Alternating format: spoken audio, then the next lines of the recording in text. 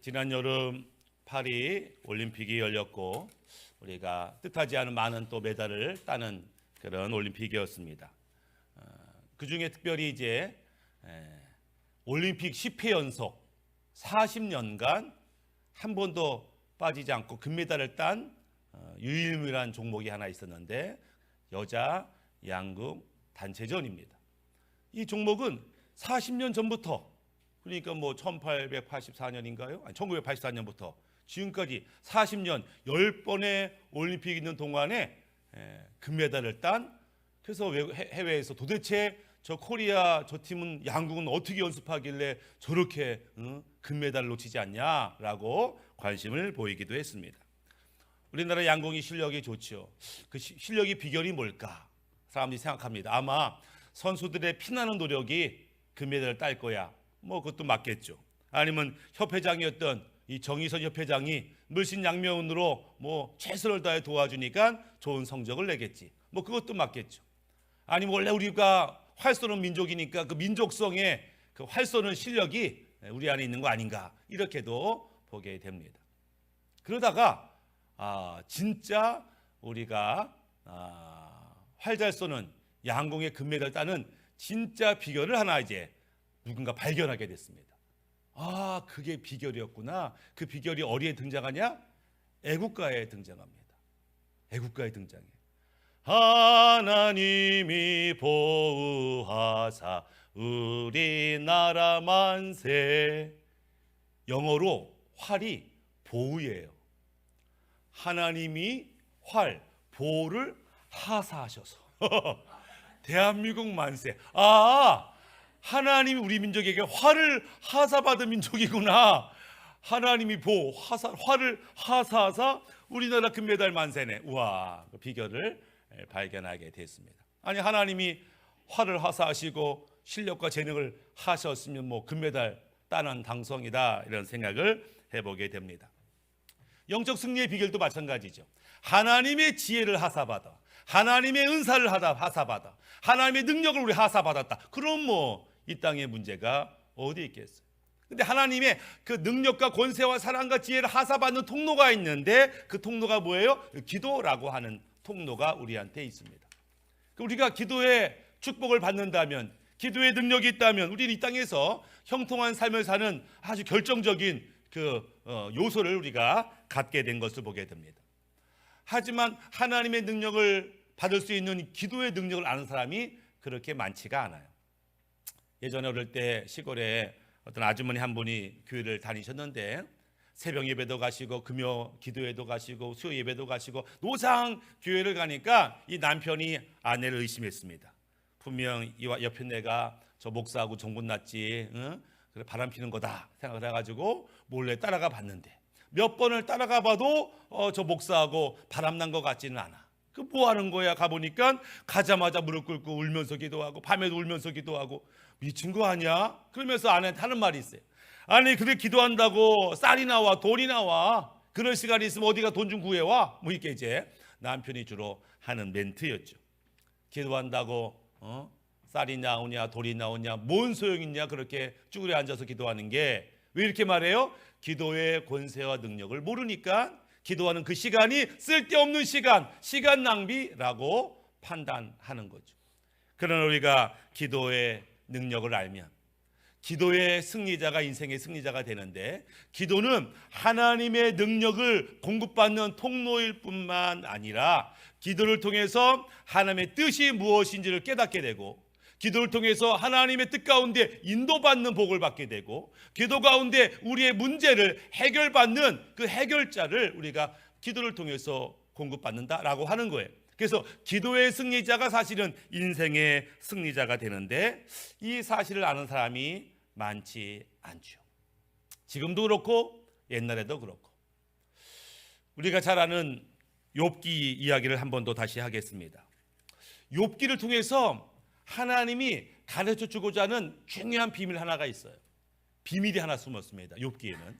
그 비밀이 뭐냐면, 너희가 당하고 있는 이 고통과 고난의 그 이유가 뭔지 아느냐에 대한 대답이 욥기서에 등장합니다. 그런데 욥기서를 읽는 분들 중에 요 진리를 깨닫는 사람이 또 그렇게 많지가 않아요. 욥기서를 읽어요. 읽었는데 핵심을 파악하지 못하고 아유 뭔 말인지 모르겠어. 정신없어. 저도 욥기서를 예전에 몇 번 읽었는데 도대체 뭔 말이야. 도대체 어디에 고통의 문제를 해결하는 비법이 있다는 거야. 아무리 읽어도 찾지 못하는 순간들이 있었다. 욥기서 내용을 시작하면 이러죠. 욥이라는 사람이 있었다. 그는 의인이다. 그는 엄청 부자다. 사실은 주님 앞에 의인이라고 평가받는 것도 쉬운 게 아니에요. 와 의인이야 정직해 온전해 이거 평가 쉽지 않습니다. 또 하나 세상에서 엄청난 갑부예요. 동방에 이런 부자가 없어요. 그렇게 되는 것도 어려워요. 그런데 이 양쪽을 다 하나님이 보시기에도 의인이고 세상에서 보기에도 성공한 이런 사람 뭐래 형통한 사람이 그렇게 흔하지 않습니다. 아주 특별한 사람이에요. 욥은. 욥이 이렇게 특별한 축복을 받을 수 있었던 비결이 있었겠죠. 우리가 얼마 전에 말씀을 통해서 살펴보았듯이 욥은 분명히 하나님과의 연결이 되어 있어서 하나님의 축복을 공급받는 인생을 살았을 거예요. 그는 문제를 당했지만 문제를 보지 아니하고 하나님을 봄으로써 문제를 해결할 수 있었을 거예요. 그는 경험으로 살지 아니하고 말씀대로 순종함으로 하나님 기뻐하는 인생을 분명 살았을 거예요. 그런 삶을 통해서 하나님의 마음과 성품을 드러내는 인생을 살았을 거예요. 그러니까 그가 하나님 보시기에도 세상에 보기에도 형통한 존재가 되었어요. 예. 이미 완성형. 근데 문제가 생기잖아요. 어떤 문제? 기가 막힌 재난과 재앙과 고통이 욥에게 찾아오니까 욥이 당황을 하는 겁니다. 왜 당황해요? 내가 이렇게 벌 받을 만큼 이렇게 고통을 당할 만큼 나 그런 죄 짓지 않았다 이렇게 생각하는 거죠. 그러니까 내가 죄를 짓지 않는데 왜 내게 고통과 고난이 오는 거야? 그것이 욥을 당황하게 했습니다. 욥은 당황했지만 친구들은 아니야 이건 뻔할 뻔짜지. 네가 왜 이런 고통을 당하겠어? 죄를 졌으니까 당한 거야 라고 보는 거예요. 욥도 지금까지 그렇게 생각했어요. 사람이 벌 받는 거는 죄를 지은 거야. 인과응보의 법칙이라는 게 있잖아. 네가 한 게 있으니까 이런 벌을 받는 거지. 욥도 그런 생각을 가지고 있었거든요. 근데 욥은 왜 당했냐면 내가 이런 벌을 받을 만큼 죄를 짓지 않았다. 다른 사람 몰라도 나는 안다. 그러니 당할 수밖에 없는 거예요. 왜? 이 고통과 고난의 이유를 발견하지 못하니까. 아무리 친구들이 너 그러지 말고 회개하라. 회개할 것만이 네가 살 길이다. 이렇게 얘기해도 욥은 수긍하지 못했던 겁니다. 그러니까 욥은 하소연하는 거예요. 왜냐하면 이런 엄청난 고통이 하나님의 허락 없이는 이런 사고, 이런 고통이 나한테 올 리가 없다라고 본 거예요. 그렇다면 하나님, 내가 지은 죄가 없는데 이런 고통을 당하는 거 이건 불합리하다. 이건 억울하다. 너무한 거 아닙니까? 이 억울함에 대해서 좀 한 말씀 해주세요 라고 하나님께 하소연하고 원망하고 막 이런 표현들이 막 등장하기 시작을 하죠. 한참이 지나서 마침내 하나님이 욥에게 등장합니다. 등장하면서 지금까지 욥이 질문했던 나 억울합니다. 도대체 내가 뭔 잘못을 저질렀길래 이런 고통을 주십니까에 대한 대답을 하지 않으시고 하나님이 오시자마자 욥에게 뭐 했어요? 질문했어요. 질문. 대답 대신에 질문합니다. 수십 가지 질문하죠. 너 하늘에 비가 어떻게 태어나서 어떻게 사라지는지 아냐? 저 별 너머에 뭐가 있는지 알아? 너 그 용이 그 엄청난 괴물이 어디서 잠자고 어디서 숨쉬고 어떻게 움직이고 그거 알아? 그러니까 수십 가지 질문하는데 욥이 대답할 수 있는 게 한 가지도 없었어요. 욥은 똑똑한 사람이죠. 지혜자죠. 그러나 세상이 어떻게 생겼는지, 어떻게 생명이 살아나는지, 어떻게 풀이 바다가 운영되는지 욥이 대답할 수 있는 것은 한 가지도 없었다. 몰라요 하면서 욥이 깨달은 게 있어요. 뭘 깨달았냐면은 내가 오늘 이런 고통을 당하는 이유는 죄 문제 떠나서 그것은 나의 무지함과 무능함 때문이구나를 발견합니다. 하나님의 수십 가지 질문에 단 하나도 대답할 수 없는 무지함. 하나님이 행하셨던 수만 가지 중에 나는 그 단 하나도 행할 수 없었다는 무능함. 이게 내 고통의 원인이었구나를 발견하게 됩니다. 그러면서 무지함과 무능함 때문에 지금 나에게 다가온 진짜 나를 괴롭힌 사단 마귀의 역사를 내가 어찌할 수 없었구나를 발견합니다.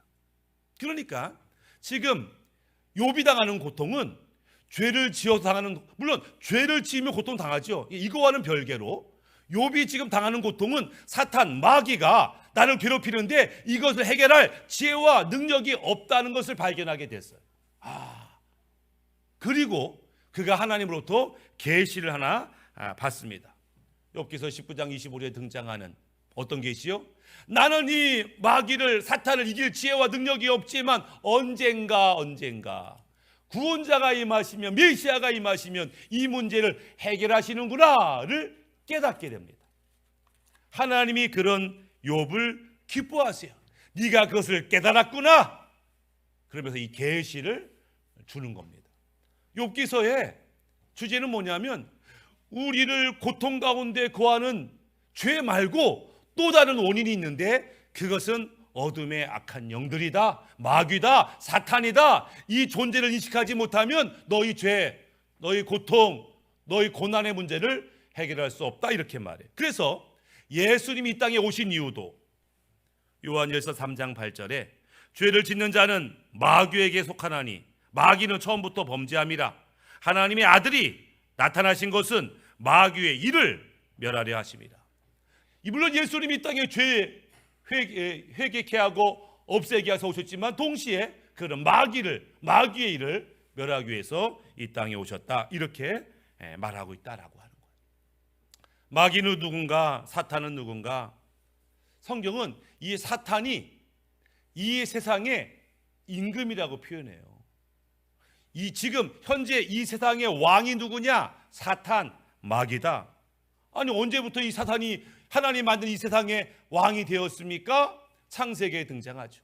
원래 하나님이 세상을 만들고 이 세상을 다스리고 통치할 권세를 누구한테 줬냐면 아담과 하와한테 줬죠. 창세기 1장 28절에 하나님이 그들에게 복을 주시며 하나님이 그들에게 이르실 때 생육하고 번성하여 땅에 충만하라, 땅을 정복하라, 바다와 물고기와 하늘의 새와 땅에 움직이는 모든 생물을 다스리라. 통치하고 다스리고 정복하고, 이건 왕이 하는 일이죠. 하나님은 아담과 하와에게 이 세상의 왕으로 임명하셨습니다. 어떤 왕? 하나님의 뜻대로, 하나님의 말씀대로 이 세상을 다스리는 그런 왕으로 세움 받아요. 처음엔 잘했습니다. 근데 어느 날 사탄이 찾아왔고 그들이 하나님 말씀에 순종하기보다는 사탄의 말을 따르고 사탄에 순종하고 죄를 짐으로 말미암아 아담과 하와의 왕권이 사단에게 넘어가죠. 사단이 왕이 되었습니다. 예수님도 인정하세요. 요한복음 12장 31절에 이제 이 세상에 대한 심판이 이르렀으니 이 세상의 임금이 쫓아나리라. 예수님 하신 말씀이 이 세상 임금인 사탄이, 마귀가 쫓아날 때가 있다. 언제? 예수님이 재림하실 때를 말씀하시면서 예수님도 이 세상의 임금이 사탄이다, 이렇게 인정하시는 것을 보게 됩니다. 어둠의 마귀 사탄이 다스리 이 땅에 고통이 찾아왔죠. 진정한 왕이 통치하지 아니하고 가짜 왕 사탄이 다스리 이 세상에는 고통이 있을 수밖에 없어요. 우리가 알고 있는 사사기 21장 25절에 그때 이스라엘의 왕이 없으므로 사람이 각각 그 소견에 오른 대로 행하였더라. 이 땅에 사람들이 고통받는 이유는 하나님을 왕으로 삼지 아니하고 사탄을 따라서, 자기 욕망을 따라서 그렇게 사는 사사기 시대의 모든 인생들은 고통과 절망 속에서 살 수밖에 없었다. 그래서 유대인들은 진정한 왕, 진정 우리를 사랑하고 우리를 바른 길로 인도할 그럴 왕이 왔으면 좋겠다, 이렇게 사모하고 기다리게 됩니다. 그리고 하나님께서는 이런 유대인들에게 진짜 너희를 구원하고 너희를 회복하고 너희를 복줄 왕을 내가 허락할 것이다 라는 예언의 말씀을 성경 곳곳에서 주시죠. 이사야 7장 14절에 그러므로 주께서 친히 징조를 너희에게 주실 것이라. 보라, 처녀가 잉태하여 아들을 낳을 것이요 그 이름을 임마누엘이라 하리라. 하나님 이사야를 통해서 너희의 진짜 왕이 오시는데, 진짜 메시아가 오시는데 그분이 오실 때 잘 알아봐야 돼. 그분의 특징이 있어. 그분이 어떤 분이냐면은 처녀를 통해서 태어나시는 거야. 이런 희한한 징조를 보면 그분이 너의 왕이구나, 이렇게 기억해야 돼. 이렇게 말씀하시더라. 또 스가랴 9장 9절에 시온에 따라 크게 기뻐할지어다, 예루살렘 따라 즐거워 부를지어다. 보라, 내 왕이 내게 임하시나니 그는 공의로우시며 구원을 베푸시며 겸손하여서 나귀를 타시나니 나귀의 작은 것 곧 나귀 새끼니라. 너희 가운데 임할 진짜 왕은 너희가 지금까지 경험한 왕들과는 질적으로 달라. 사단이 너희 왕으로서 지금 재앙과 고통과 공포 정치를 하지만 우리 하나님이 주시는 왕은 그런 분이 아니야. 너의 인간 왕이 욕심과 탐욕으로 너희를 막 학대하며 다스리는데 우리 하나님이 주시는 왕은 그런 분이 아니야. 너희를 구원할 뿐이야. 공의로 통치할 뿐이야. 또한 그분은 겸손하셔서 그분은 나귀를 타고 너희 가운데 임하시는 거야. 그래서 예수님이 나귀 타고 예루살렘 입성하시는 것을 우리가 기억하죠. 그래서 구약에는 너희의 왕이 언젠가 올 것이다. 욥이 받던 그 왕에 대한 메시지, 이사야가 받던, 스가랴가 받던 그 왕에 대한 메시지가 드디어 신약에서 성취가 됩니다. 언제부터 성취가 됐어요? 갑자기 어느 날 동방박사가 찾아오더니 하는 말, 유대인의 왕이 났다는 소식을 들었습니다. 어디에 있습니까? 이 소식에 예루살렘이 발칵 뒤집어졌어요. 마태복음 2장 2절에 유대인의 왕으로 나신 이가 어디 계시냐? 우리가 동방에서 그의 별을 보고 그에게 경배하러 왔노라 하니 헤롯 왕과 온 이스라엘이 듣고 소동한지라. 왕이, 구약에서 예언했던 그 왕이 왔다는데 할렐루야라고 반응하지 않았어요. 아멘 어서 오시옵소서 어디 계십니까? 이렇게 반응하지 않고 소동했어요. 왜? 준비되지 않았기 때문에. 소동했어. 왜? 하나님 보내시는 왕을 기뻐하지 않았기 때문에. 헤롯은 아니 내가 왕인데 도대체 어떤 왕이 온다는 거야? 그래서 예수님이 이 땅에 오시는 것을 싫어했어요. 많은 이들이 자기가 왕처럼 이 땅에 살고 있는데 내가 누구를 섬길 또 다른 왕이 있단 말이야? 싫어했어요. 그래서 왕이심을 거부한 것들을 보게 되고 할 수만 있으면 예수님을 죽이려고 그렇게 많은 노력을 기울였다라고 하는 거예요. 그리고 33년이 지나서 예루살렘에 예수님이 왕으로 입성하시는 모습을 보게 됩니다. 예수님이 나귀 타고 입성할 때 백성들이 호산나 다윗의 자손이여 우리의 이스라엘의 왕이여 막 찬송하니까 바리새인이 그 모습 보고 뭐라 그래요? 예수님한테 보세요 지금 이게 말이 됩니까? 당신은 왕이라고 칭송하잖아요. 좀 조용히 좀 시키세요. 말도 안 되잖아요. 이렇게 말했어요. 그랬더니 예수님 뭐라고 말씀하시냐면 누가복음 19장 40절에 대답하여 이르시되 내가 너에게 말하노니 만일 사람들이 침묵하면 돌들이 소리를 지르리라. 돌들이 드디어 이 땅에 왕이 오셨다라고 돌들이 소리 지른다. 그게 뭐예요? 예수님이 이 땅의 왕이심을 밝히시는 것을 보게 됩니다. 예수님이 이 땅에 오셨어요. 근데 많은 사람이 그 예수님을 왕으로 인정하기를 거부합니다. 예수님이 십자가에 달려 돌아가셨잖아요. 그리고 우리가 알듯이 예수님이 십자가에는 죄패가 있다. 죄패. 사람이 죽으면 죄패가 있어요. 십자가에는 강간, 살인, 강도, 연쇄, 무슨 방화범, 이렇게 죄목이 있어요. 예수님도 죄목이 있어요. 예수님이 죽을 수밖에 없었던 죄목이 뭐냐면 유대인의 왕. 예수님이 왜 죽었어요? 그분이 왕이시기 때문에 죽은 거예요. 왕이신데 왜 죽어요? 사람들은 왕을 싫어하거든요. 사탄은 내가 왕인데 누가 왕이야?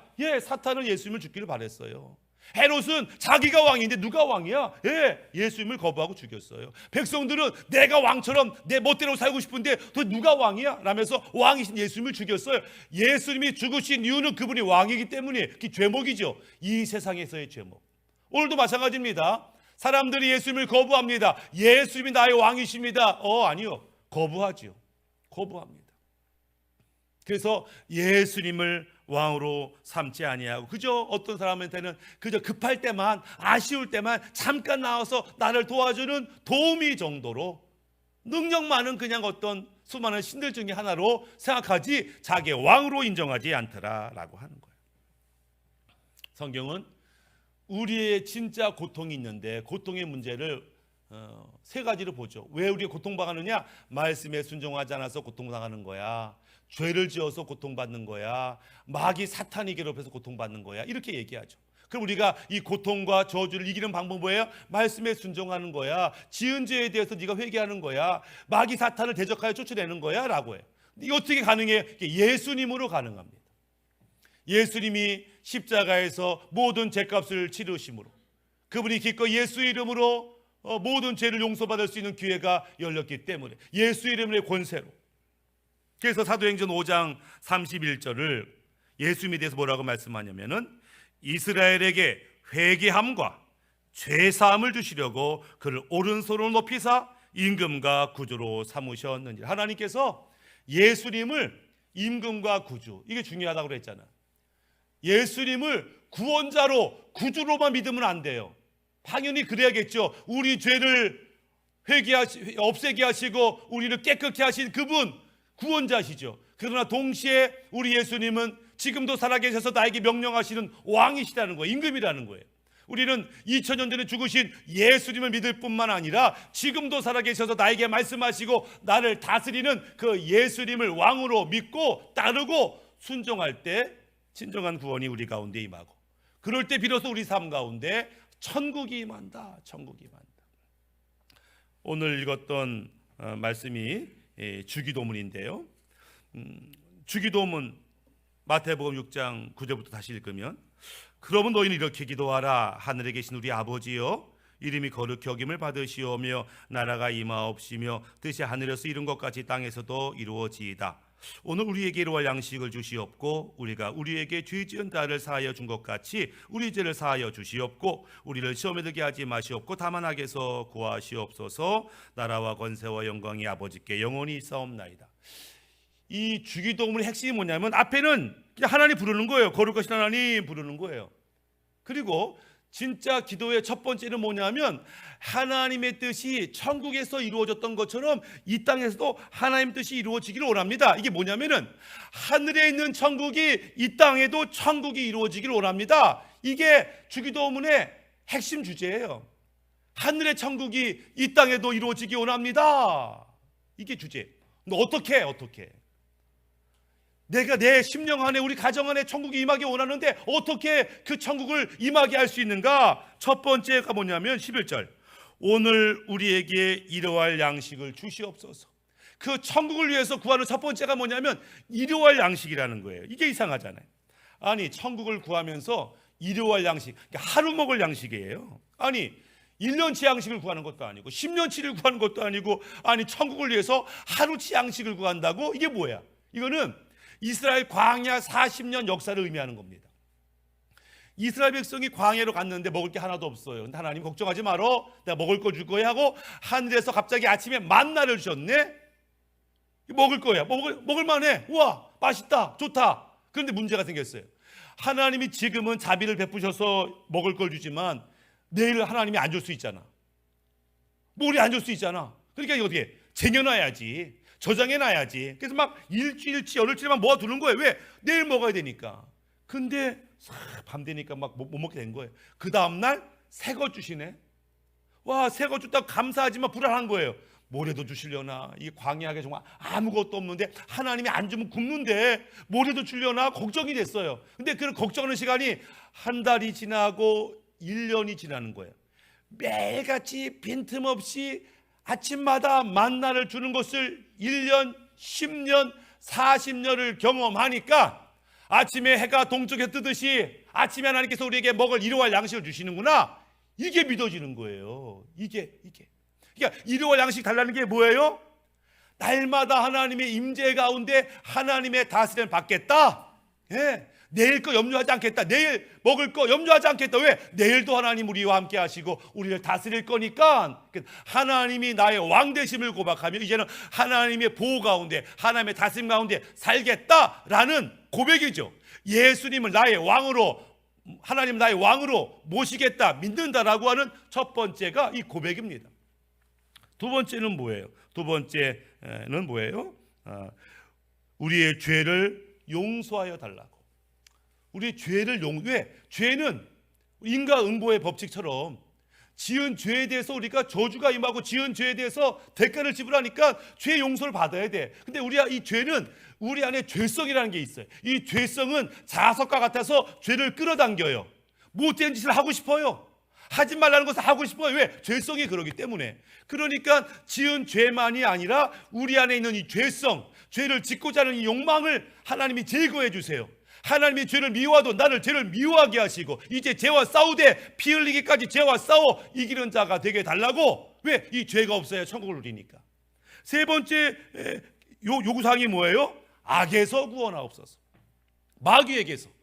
죄만 우리를 고통과 저주 가운데 거하는 게 아니라 사탄이, 마귀가 갑자기 역사하면, 그것을 해결할 능력이 나한테 없으니까, 지혜가 없으니까 고통을 고스란히 받을 수밖에 없는데, 이제 우리 하나님께서 내게 주신 예수의 이름의 권세, 하나님 자녀의 권세를 가지고 대적하면 사탄마저도, 과거는 결코 이길 수 없었던 사탄마저도, 욥이 결코 이길 수 없었던 사탄마저도 우리는 이길 수 있게 된다.